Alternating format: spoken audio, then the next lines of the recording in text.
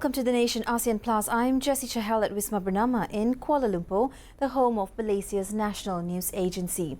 Well, this week we break down the stories that made waves across ASEAN, bringing you key insights from this dynamic and diverse region. Major developments are unfolding, and so let's start here in Malaysia.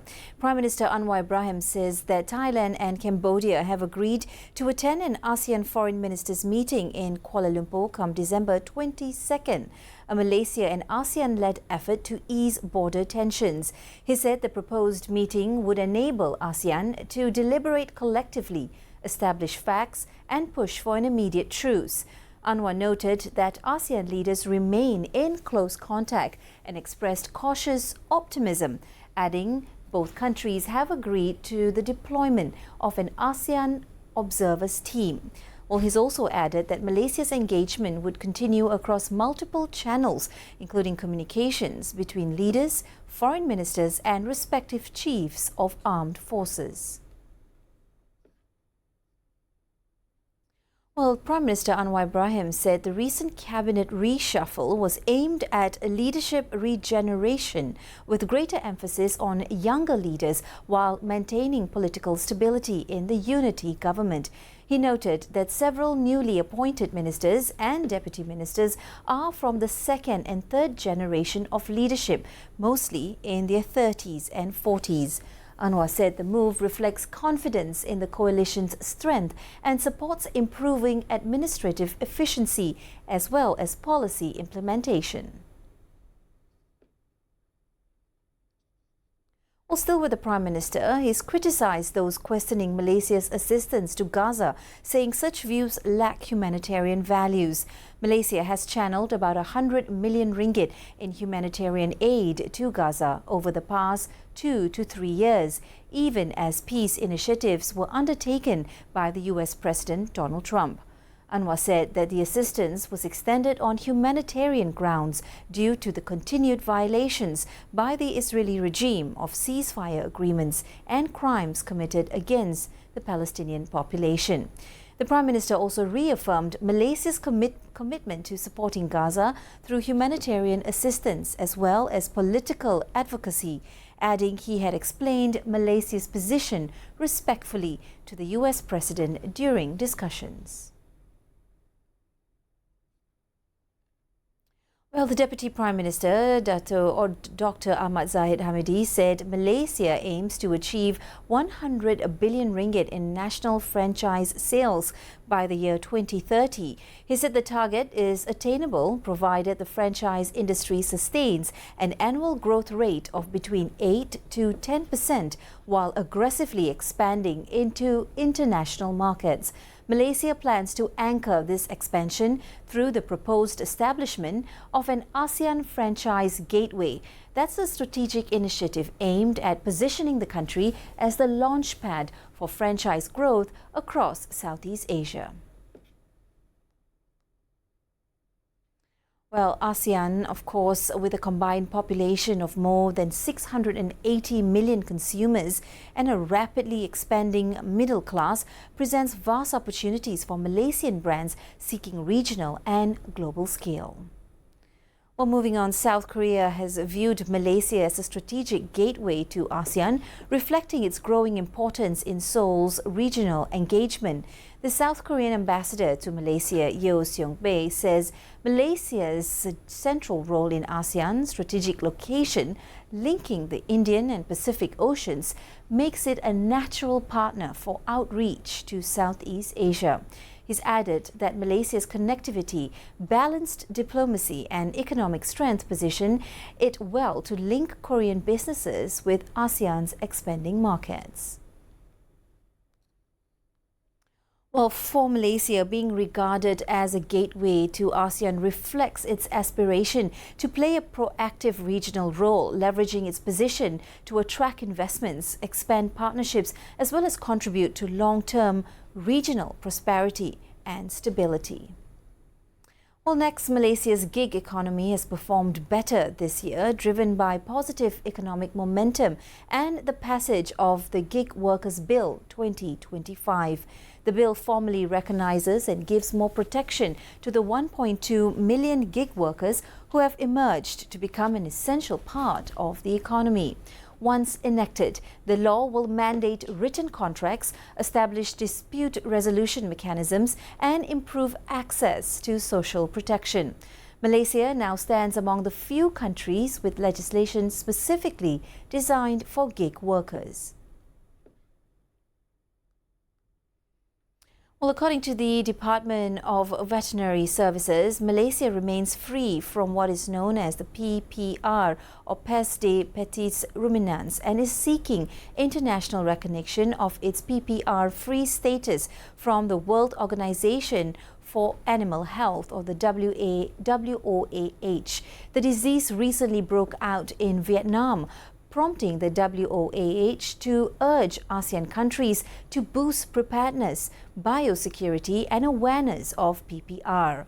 Well, the PPR caused by the morbillivirus does not infect humans but poses serious economic risks to livestock and food security. It mainly affects small ruminants, including goats and sheep, and it spreads easily through direct contact, contaminated equipment, feed, and even clothing. The DVS stressed the importance of strong biosecurity to achieve an ASEAN PPR-free status by the year 2030. While Malaysians planning to visit Hat Yai have been advised to postpone their trips until the post-flood cleanup efforts in Songkhla province are completed and food premises and tourist attractions fully reopen. The Malaysian Consul General in Songkhla, Ahmad Fahmi Ahmad Sakawi, said cleanup operations are ongoing with heavy vehicles crowding the city. He also added the post-flood related diseases are now spreading, causing medical centres in Hat Yai to be very busy and with very little capacity to accept any new patients. Flood damage in Hat Yai is estimated to be around 1.3 billion ringgit. And the MPOC of the Malaysian Palm Oil Council has urged the European Union to classify Malaysia as a low-risk country under the EU Deforestation Regulation or the EUDR. This comes as the EU has extended the EUDR implementation timeline by 12 months. MPOC said Malaysian exporters will continue complying with EUDR requirements. Its CEO, Belvinda Sron, said the extension reflects unresolved implementation challenges within the EU system and emphasized that Malaysia's mandatory Malaysian Sustainable Palm Oil or MSPO certification provides a strong, nationally enforced assurance framework that can help simplify EUDR compliance for EU buyers. I'll be back in a moment with more of this week's stories from across ASEAN. You're watching ASEAN Plus right here on Bernama TV. We'll be right back.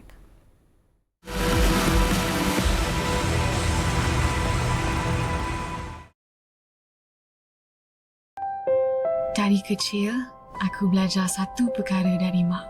Kalau boleh, pilih barangan kita. Dia ajar aku untuk kenal rasa buatan sendiri. Ica, macam mana lompat-lompat macam tu? Mak sentiasa bangga dengan barangan kita. Dia ajar aku percaya dengan barangan kita. Lagi cantik tau kalau Ica pakai batik tempatan. Tak mengecewakan. Dan lama-lama aku faham, barangan kita bukan sekadar buatan Malaysia. Weh, Syah, jom lah. Okey, jap. Dan sekarang giliran aku untuk teruskan apa yang mak mulakan. Supaya anak aku pun tahu apa tu erti menghargai hasil tangan kita sendiri. Barangan kita, kebanggaan kita. Jom beli lokal.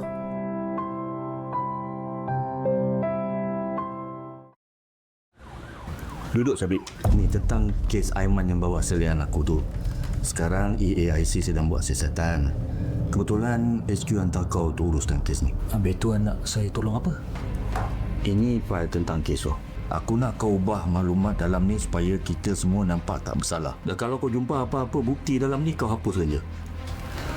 Tapi tuan, saya tak pernah buat macam ni. Jangan bimbang, Muaz akan ada untuk bantu kau. Baik, Tuan. Masuk! Apa semua ni, Syafiq? Aku adalah pegawai risikan yang dihantar oleh HQ untuk bekerjasama dengan pihak EIC untuk menyiasat kes ini dan kes pemalsuan dokumen-dokumen sulit. Awak ni penyelia atasan yang menyembunyikan salah laku pegawai bawahan kamu. Terima kasih untuk fail. Bawa mereka. Kuasa adalah tanggungjawab. Integriti adalah kunci.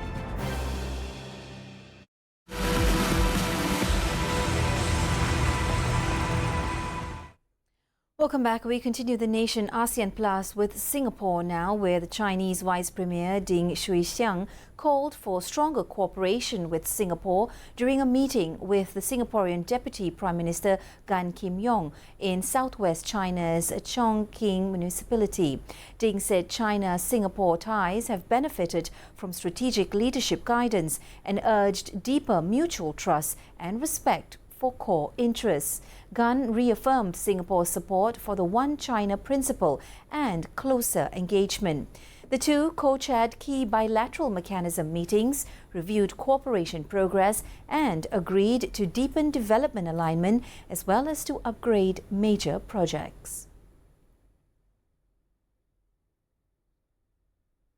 Well, meanwhile, the Singapore Tourism Board has reported the Chinese mainland remained Singapore's largest source of visitors in the first 11 months of 2025, with 2.93 million arrivals. In November, arrivals from the Chinese mainland rose by 16.5% year-on-year to 203,530, boosted by China's autumn school holiday in several provinces. Indonesia was the second largest source with 2.2 million visitors, followed by Malaysia with 1.16 million. Singapore received 1.29 million visitor arrivals in November. That's up 4.8% from a year earlier. Well, total arrivals for the first 11 months of the year reached 15.55 million, and that's a 2.7% increase compared with the same period last year.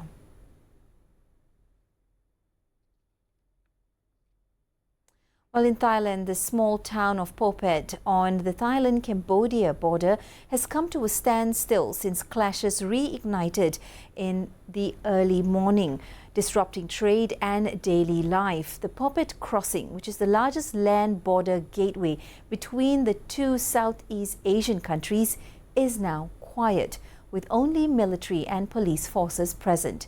Cambodia suspended all border crossings on December 13th, citing civilian casualties and infrastructure damage. Shops and markets on both sides remain closed, while hotels face massive revenue losses. The Thai military imposed a strict curfew that is limiting operations. Cross-border trade has collapsed from 16 billion baht monthly to just 11 million baht, highlighting the severe economic impact.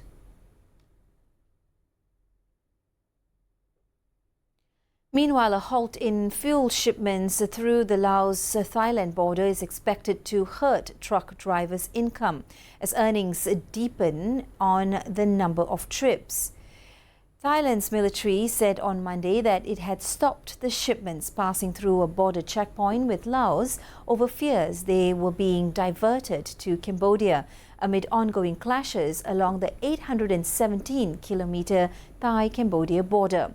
Well, despite international calls for a ceasefire, including one from the US president, the fighting still continues. The neighbours have long disputed sanctions of the frontier. However, the scale and intensity of the latest clashes, from inland forests to coastal provinces, are unprecedented in recent history.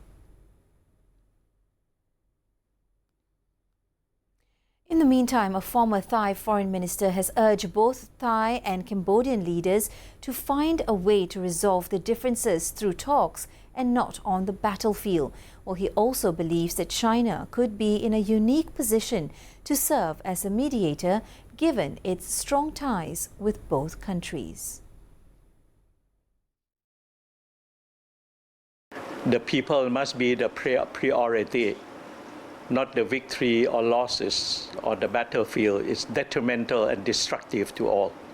It is easy to arouse the passion, but great leaders, great statesmen, is to be able to overcome the nationalistic sentiment and come back to the sense and sensibility and to start to talk with one another. China has been having, I think, more or less excellent bilateral relationship respectively with Thailand and Cambodia.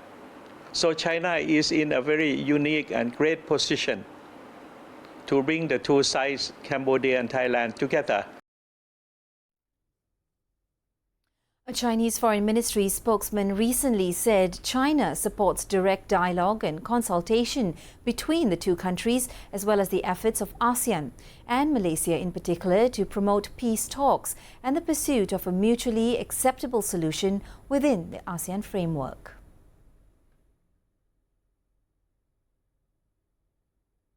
Now, with general elections approaching and its billionaire icon in prison, Thailand's Pheu Thai Party is turning to Yod Chanan Wongsavat, nephew of the former Prime Minister Thaksin Shinawatra, as its leading Prime Minister candidate.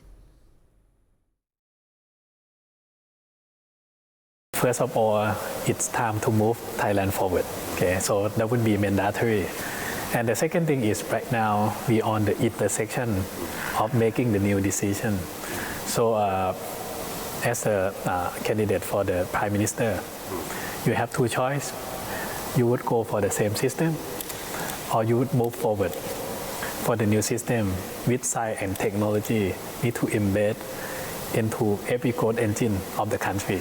We still believe we can win. If I can say something, the problem is not just only economic. It's climate change problem. It's geopolitics problem. It's the tech disruption. Just only 1 year and then you try to change our prime minister. We need to restart something. I think we have done pretty much the very good thing. All the foundation has been done. If we has been elected one more time, I think we can make some policy done very quickly. Meanwhile, in Cambodia, numerous schools in Cambodia's border province of Odar Minche have closed due to ongoing clashes with Thailand. Thousands of residents have fled, taking only essentials, while artillery fire and aerial attacks forced evacuations. According to official statistics across the affected provinces, at least 130,000 students were unable to attend school. Refugees rely on shelters to offer basic learning activities, while volunteers strive to keep children engaged. For these children, their future depends on how soon the situation can stabilize, how quickly peace can return to the border regions, and whether support can reach every displaced family. The conflict, which escalated on December 7th, leaves children's education and safety uncertain. And hundreds of thousands of Cambodians near the Thai border have fled to temporary shelters as violence flares in the long-standing territorial dispute. At this point, over 300,000 Cambodian citizens are displaced in provinces including Bante Minche and Mongkol Bore. Fighting, which erupted after a fragile July ceasefire collapsed, involves artillery, rockets and airstrikes. More than 24 people on both sides of the border have been officially reported killed in just the past week of fighting, while more than 500,000 people have been displaced. Well, we'll bring you further updates as this story unfolds, particularly following the upcoming meeting in Kuala Lumpur next Monday. At this point, I'm off to a quick break. I'll be back with more updates on ASEAN. Stay tuned.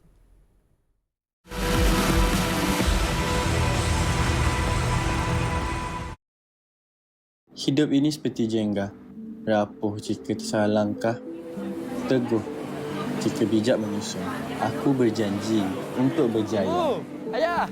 Tengok ni, saya dapat apa? Tekad mengubah nasib keluarga. Game apa ni? Kau serang dia. Man, mana kau man? Tadi kau ni 24 jam main game. Kelas tak pergi, syarah cari. Bising lah kau ni. Backup lah aku cepat sikit. Miskin ke ni? Namun, aku tersilap langkah. Segalanya runtuh sekelip mata. Mari dah hancurkan harapan mak dengan ayah. Tapi jatuh. Bukan noktah. Aku bangkit. Aku belajar. Kali ini, dengan lebih bijak. Mengenal kesilapan dan menyusun semula. Langkah demi langkah. Untuk aku kembali lebih kuat.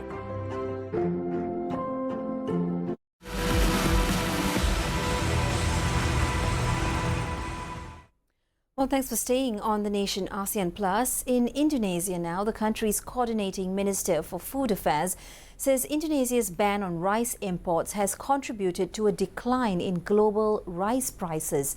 Indonesia was previously among the world's largest rice importers, but has since shifted policy by boosting domestic production under President Prabowo Subianto's administration. The minister noted that Indonesia has imported 4.5 million tons of rice last year, while in 2025, the country recorded a surplus of 4.7 million tons. Indonesia is expected to achieve rice self-sufficiency in early 2026. Now, an Indonesian court on Thursday has sentenced an Australian man to 12 years in prison and fined him 2 billion rupiah for smuggling cocaine to the resort island of Bali, exceeding prosecutors' request for a 9-year term.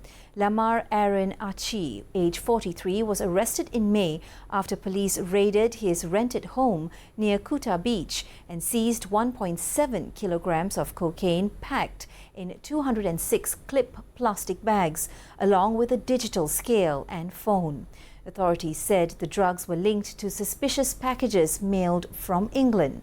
During the trial, the man denied knowing the packages contained cocaine.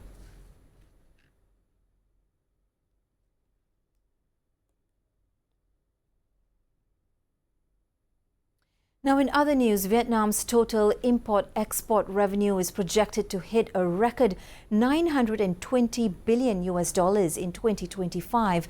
That's up from $786.9 billion in 2024, placing the country among the world's major trading nations. The Deputy Director of the Ministry of Industry and Trade's Agency of Foreign Trade said Vietnam has maintained a decade-long trade surplus of around $22 billion.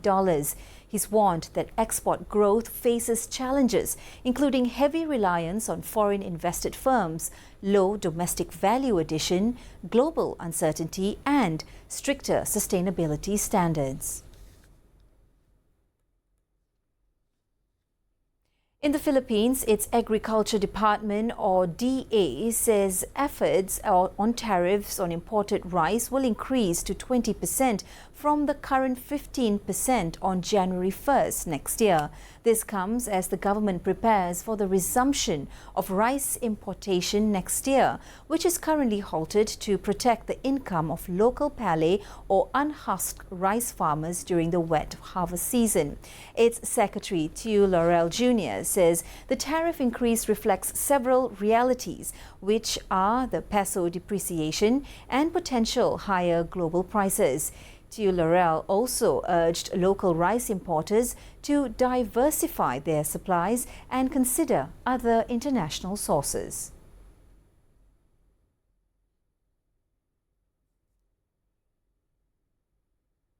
Well, as the Christmas season gets underway, the capital of the Philippines, Manila, is coming alive with colorful lights and glittering decor as the Philippines' early Christmas season officially begins. Across the country, festive celebrations traditionally start as early as September, with malls and public spaces unveiling holiday displays and themed events months ahead of December. Parks, streets and buildings are already glowing with bright lights and cheerful ornaments. With more than 80% of Filipinos practicing the Catholic faith, Christmas remains one of the nation's biggest and most cherished celebrations. Meanwhile, a family in the Philippine capital has transformed their home into a festive attraction featuring dazzling Christmas lights and artificial snowfall made from soap bubbles, delighting children in the neighborhood. Visual artist and homeowner Margie Organo Tayon decorated her house with thousands of lights and festive figurines, drawing large weekend crowds since the year 2020. She's begun decorating her home before the pandemic, inspired by the anticipation of becoming a grandmother. With children confined indoors at that time, she said she wanted to create a safe and joyful space for them. Visitors say the display has become a memorable experience for families.